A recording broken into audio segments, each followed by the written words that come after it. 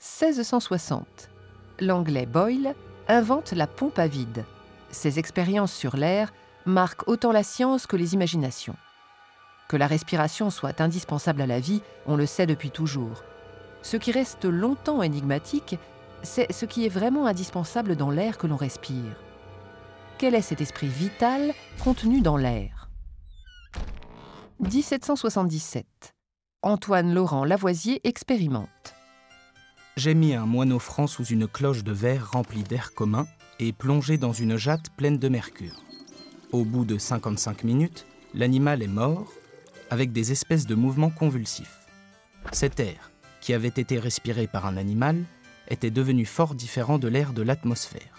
Il précipitait l'eau de chaud, il éteignait les lumières.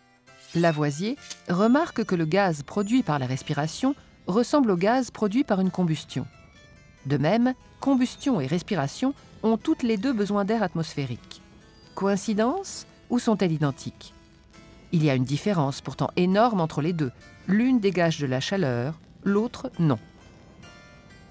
Lavoisier trouvera la réponse à l'énigme 3 ans plus tard avec le mathématicien Pierre-Simon Laplace. Ils introduisent un cochon d'Inde vivant dans un calorimètre de leur invention et mesurent la chaleur qu'il dégage en dosant la quantité d'eau produite par la glace fondue. Ils mesurent aussi l'oxygène consommé, puis font de même avec du charbon qui brûle. Bilan, chaleur produite et oxygène consommé sont exactement dans les mêmes proportions.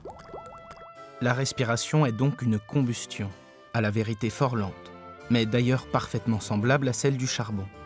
Elle se fait dans l'intérieur des poumons, sans dégager de lumière sensible, parce que la matière du feu, devenue libre, est aussitôt absorbée par l'humidité de ses organes. La chaleur développée dans cette combustion se communique au sang, qui traverse les poumons, et de là se répand dans tout le système animal.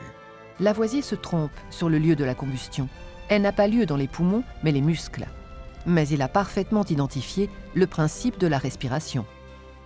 Il travaillera ensuite avec le chimiste Seguin, dans le rôle du cobaye, relié à ce qu'il nommera cette fois un respiromètre. Il prouve alors que les besoins en oxygène dépendent de l'activité physique. Les expériences de Lavoisier sont interrompues brutalement par son exécution en 1794, pendant la Terreur. Reste une œuvre fondatrice de toute la chimie moderne.